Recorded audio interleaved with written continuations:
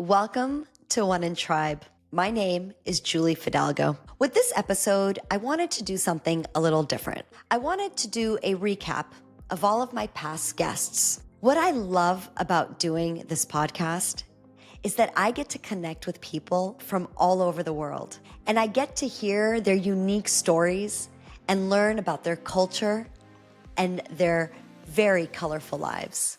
We all have a story. And this podcast has given me the opportunity to learn about the different experiences that not only my guests have had, but the people who came before them. I have spoken to a fashion designer, a movie director, and an actor. I have exchanged words with a journalist, a hormone coach, and a few authors. I have heard from a teacher, people in media, and a gentleman who specializes in image management and strategic communication. And I've also had conversations with an NGO founder, a managing director, and a speaking coach. All of these people have stories, and all of them have at least one thing in common. They all have a tie to the MENA region. This journey of mine has been nothing short of fascinating, eye-opening, and most of all, fulfilling. When I began this journey in September of 2024, my intention was to give Westerners a peek into the MENA region by connecting with people from the East and sharing stories that have no borders. And this is exactly what I have been doing. In this episode, I am going to share some of my favorite moments from each interview, giving you a glimpse into their lives. My hope is that through connection and storytelling, we are able to create understanding and empathy with people who may not look like us, think like us, or speak the same language as us. At the end of the day, we are all human. We are all one in tribe. Episode 1, Wajiha Al-Husseini. My first ever guest on the podcast was my dear friend Wajiha. Wajiha comes from a Palestinian family. She was born and raised in Saudi Arabia and went to college in Texas, of all places, and currently lives in Jordan. What I find fascinating about Wajiha is that even though she is extremely Americanized, she is so proud of her Palestinian roots. And one thing that I learned from Wajiha from the get-go, which was a common theme amongst some of my guests, was the diaspora, the dispersion or spread of people from their homeland. Wajiha's family is originally from Jerusalem, but her family had to leave due to the occupation of Israel. Listen to this clip as Wajiha describes how she is still part of the diaspora. We left Saudi Arabia in 1988, so basically I was 15 years old. So we moved to Jordan. So I did 10th, 11th, and 12th grade in Jordan, and then I went back to the States for university. So yeah, I'd lived here for 3 years before, but I mean, technically my home is, well, there's no technically. I'm still part of the diaspora. The diaspora is what after, in 1948, the Palestinians were expelled from Palestine. And so basically that's diaspora. We traveled everywhere. We were refugees in different countries. And so until today, I mean, there's many Palestinians that aren't living in Palestine. I find it heartbreaking that so many Palestinians, like Wajiha's family, were kicked out of their homes, expelled from their homeland, and forced to live in another country other than their own. And unfortunately, this is still happening today. If you want to hear more from Wajiha and her journey, check out her full episode. Episode 2. Charles Marina. My second guest was Charles. Charles and I met about 20 years ago in Los Angeles, and although we have not seen each other in more than a decade and a half, I knew I needed to have him on my podcast. If you watched his episode, you know how funny Charles is. But what stood out to me in his interview was that while he went through so much trauma being raised in war-torn Lebanon, he is still able to smile and laugh through the pain. The truth was that Charles built his imagination through the wars. Can you imagine being a kid and having to go to school and sit in a classroom while you hear bombs and missiles go off, it's something that we can't even fathom. But unfortunately, people in the Middle East, especially in the Levant, still go through every single day. In this clip, Charles shares what it's like to become numb to the sounds of bombs and missiles. That's the trauma by itself, where you get numb to the bombs and the destruction around you. So, you know, you'll be in school and you hear a missile and you're like, oh yeah, it's a missile. It's like maybe 10 kilometers away. So I'm fine. You know, like you see the bombarding, you see everything, but you're getting used to it. That you continue your life knowing, as long as you're still breathing, you're like, okay, I'm good, I'm fine, you know. Actually, there is a video now circulating on social media, although I don't go that much on social media, but my friend who did a movie called 1982, which about that. It's a beautiful movie. His name Walid Mouannis, great director, Lebanese, and in his movie there is a scene where the students are in the class looking at the strikes getting to Beirut. I got goosebumps yesterday because he sent me a real video of students in class right now in Beirut looking and taking videos of the bombarding and airstrikes in Beirut. So it's like the same thing, and you get used to it. You get used to that feeling. You get used to that. Oh, this person died. This person died. Oh, yeah. But it's not good to be numb to these things and getting used to it. If you want to learn more about Charles's experience being Lebanese and his journey from Lebanon to California, make sure to check out his episode. Episode 3, Dana Danawi. I was introduced to Dana by Wajiha, my first guest. They were childhood friends in Aramco in Saudi Arabia. And although Dana is half Lebanese and half Egyptian, she was raised in Saudi Arabia. I got to learn more about what it was like to grow up in Aramco, an American compound literally in the middle of the Arabian desert. Dana also shares her experience of what it's like living in crazy and chaotic Cairo. And she also talks about colonization and how Arabs have more knowledge about the West than the West has about the East. I thought that was very interesting. And I think the thing that is least understood about us is the extent to which we understand the West more than they understand us. Because just of our history and the history of colonization, we have so much more information and knowledge about, just from language. I mean, look at the percentage of Middle Easterners who speak English and French and Arabic compared to the percentage of Westerners who speak anything besides English. It almost doesn't exist in the West. So I think there's a huge misconception that we're not very educated, that we're not very knowledgeable, we're not very worldly, when, yeah, there are some of us who are like that, for sure, 100%. We're not a different breed of humans. We're exactly the same breed as any other country. And there's some of us who are highly educated and some of us who are not. And I think the problem is that we're all sort of clumped together into one. Dana is also a hormone coach and shares a lot of great information when it comes to our health. Make sure to check out her episode.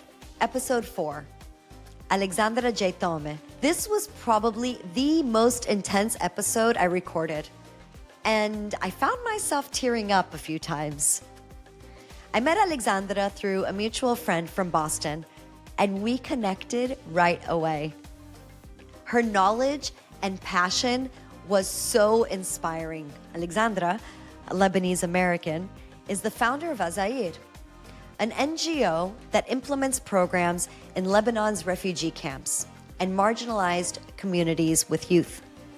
She has a background in human rights laws, diplomacy, program development, global displacement, and youth empowerment. We discuss the situation of Lebanon, the ongoing genocide that is happening still in Gaza, and hope for the future. In this clip, Alexandra talks about war and how there has to be rules and what they are. War has always happened. Conflict has always been a means that humans resolve disputes. However, we can set some restrictions and some limitations as to how we act so that we don't act completely barbaric. And international law in that context sets out stipulations that civilians are not a target, hospitals and schools are not a target, that only appropriate military targets are a reasonable target in that sense. So anyway, this has now come back to the light, which is very important, but it really inspired me to move back to Lebanon to work in human rights. Unfortunately, seeing that the UN doesn't hold as much power as it should, I chose to really work on the ground and actually touch lives. It's just, for me, it's been the biggest honor of my life. I'm proud of my work, but I'm proud more of the communities that we serve. They have taught me everything in life that, humbles me, everything that kind of changed my world perspective. And I think also was kind of the perfect full circle to my upbringing by parents who were raised in a war. If I were you, I definitely wouldn't want to miss this episode. Episode 5, Walid Moannis. Walid is a Lebanese movie director who I met through Charles Marina.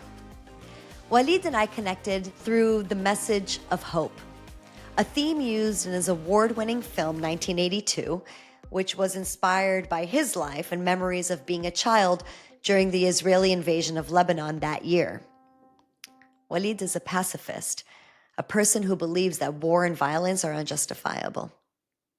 Listen to this clip as Walid explains what violence does. It's the fact that violence only begets violence, even if the intention is good. That's the most important point in that, because you can go like what we're going through right now is the fact that in the world today is like there's all this violence that's coming on, and everybody thinks that this violence is warranted because it's for the good. I don't believe that any violence, even if for the good, is warranted, because it'll only plant the seeds of further violence. If it's not tomorrow, then it's after tomorrow. If it's not after tomorrow, it's in a year or another generation. Violence only begets violence because it's a yin and yang. I highly recommend Walid's episode, and if you are able to, I would definitely check out his film 1982. Episode 6, Rana Nejam. When I discovered that I was going to have the opportunity to interview Rana, the author of the book When in the Arab World, it was like fate. One in Tribe had everything to do with the Arab world. And who better to talk about than someone that had actually written a book about the region and its people and culture? Rana and I discussed many topics, including but not limited to cultural misunderstandings, the honor-shame dynamic in Arab culture, Arab identity, women in the Arab world, and how every culture has its values that drive behavior. In this clip, Rana talks about Arab women breaking taboos. I think the status of women in Arab culture, I think, is one of the most misunderstood, misrepresented aspects of the Arab culture. Arab women across all sectors have broken so many taboos, have achieved so many breakthroughs in so many ways. I'm not going to go into the details of it, but we're more educated than ever before, healthier than ever before. We work in government, in business, in science, in sports, flying airplanes, in everything. Okay. Having said that, still, the Arab culture in general remains a male-dominated culture, where the male is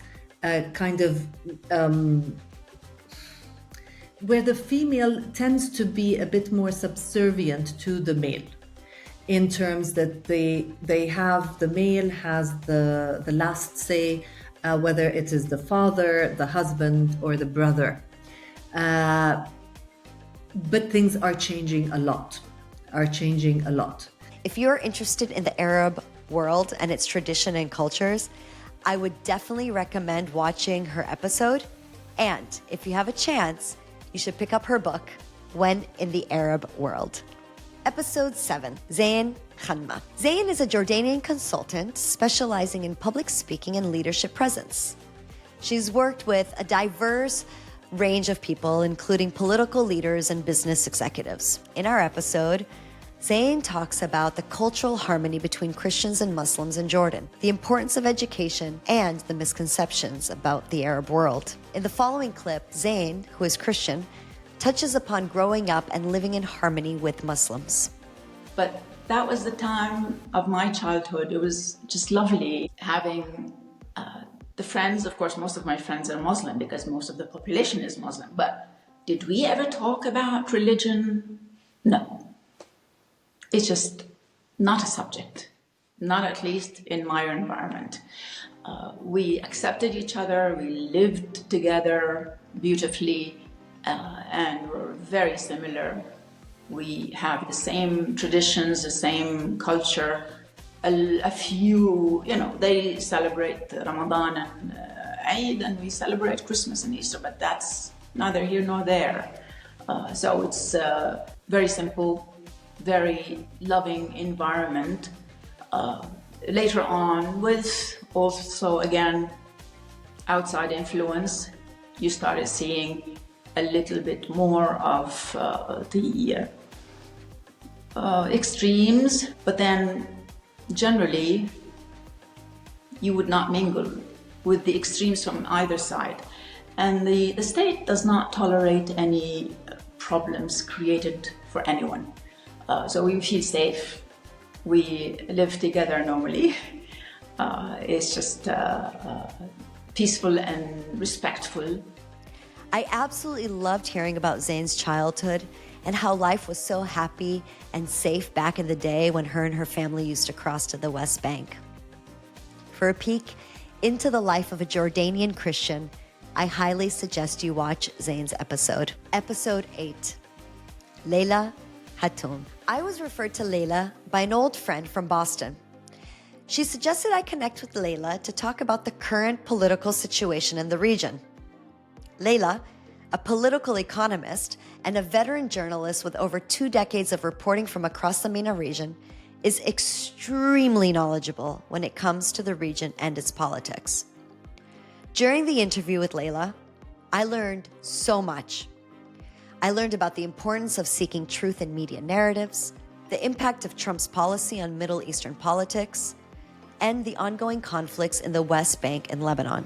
We talked about the West Bank facing ongoing violence and occupation, the concept of Greater Israel, which if you don't know about, I highly suggest you do research, or you can just watch her episode, and how the fight in the region has nothing to do with religion, but everything to do with natives and occupiers. In this clip, Layla talks about living under occupation. We have lived under occupations for decades over here. We know what an occupation means. We know what it did to our people. So we will never back off. And I mean, Trump doesn't understand that. He thinks that he can just enforce things and move on, and he can eradicate any resistance movement. It doesn't work that way. Like I said, Layla is extremely knowledgeable, and if you are interested in learning more about the region, I would definitely check out her episode. Episode 9, Zaid Farouqi. I had the pleasure of interviewing Zaid, a Palestinian Jordanian fashion designer based out of Dubai. During our interview, Zaid shared his journey from a storytelling household to becoming a prominent figure in the fashion industry. We discussed many things amongst the duality of creativity and business, the importance of storytelling in his designs, and the cultural significance of his work. We also talked about how Arabs, although scattered all over the world, still find a way to celebrate who they are. We got so scattered in the world that we all held up into our culture in some way, somehow, that even abroad, we're trying to celebrate who we are in these as a third culture kid or a third culture individual. And I feel to a certain extent, whether it's American music or, for example, the reference to Latin America or even in Europe, I think there is a lot of Arab, or I would say Swana, so it's Southwest Asia and North Africa, which it's a better reference than MENA, the MENA region, or Middle East and North Africa, because the Middle East is referenced to the middle of what. So the Swana region, I think it's beautiful. It's beautiful, and it's creating these. You're seeing our musicians sing in Spanish, in French, in Italian, in English. You see our supermodels. You see our artists. You see our actors. A lot having of that influence, or descendants of certain people that migrated, which is beautiful in its all forms. And we all speak about our stories, and how we got there, and how we've become ingrained into these cultures, but yet again, our roots are still pretty strong. For a sneak peek into Zaid's world, check out his episode. Episode 10, Mustafa Al-Rawi. Can you imagine what it was like to have been in Baghdad following the fall of Saddam Hussein, one of the most oppressive and brutal regimes? Mustafa was there, and he told me all about it. We also talked about his Iraqi heritage, how his father had the foresight of leaving Iraq for a better life, and the current situation of Iraq. Mustafa, who currently lives in Abu Dhabi, emphasized the need for media products that bridge understanding between the West and the Arab world. Hopefully, I'm able to provide a little bridge with this podcast. Listen to this snippet of Mustafa talking about what happens when you mess or when you interfere with the Arab man's dignity. They underestimated how important, especially an Arab man's dignity is, you know, and it's an ego thing. But, you know, like when I grew up in the UK, like watching TV and seeing like shows like Cops, you know, where the police bust in your door and, you know, push everyone on the ground and arrest them, whatever. That's television, right? But when they did that in Iraq, when they busted into someone's house and in front of their children and their wives and their sisters, whatever, they put them down on the ground and arrested them, humiliated them. The next day, these guys were joining the resistance. I mean, that's what was happening. Episode 11 with Tiffany Zwolinski. For episode 11, I did something a little bit different. As you can tell, I like to do things that are a little different. But I decided to try something completely new and interview an American from Wisconsin who moved to Dubai in 2020. While hearing about her journey, I was happily surprised to hear that Tiffany had taken her Shahada and reverted to Islam. I'm Muslim, so I should be able to. You are? I am. So yeah, I actually reverted to Islam last year. Wow. Like officially took my Shahada, so. That's amazing. Okay, I'm so glad this came up. Yeah.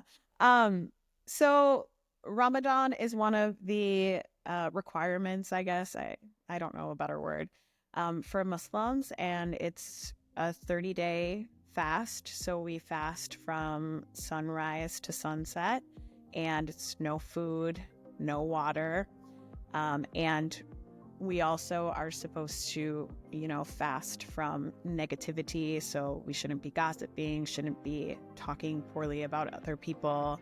And just, it's to me about being more mindful about my intentions and, how I treat other people in the world and what my influence is on others. So for me, it's just kind of refreshing. Every year I have been fasting for a couple years, but it's just, I feel my healthiest after Ramadan, like not just physically, but mentally and spiritually as well. By the way, the reason they revert to Islam and not convert is because some Muslims see Islam as a return to the original natural faith of humanity. Since our interview was in the middle of Ramadan, and Tiffany informed me that the Quran was revealed during the holy month of Ramadan, She inspired me to start reading the Quran, and since then, I have. If you are interested in learning more about the Arab world through the eyes of an American, I would definitely check out Tiffany's episode. Episode 12, Dr. Nidal Shukhair. LinkedIn is a great place to connect with like-minded people, and that's where I met Dr. Nidal.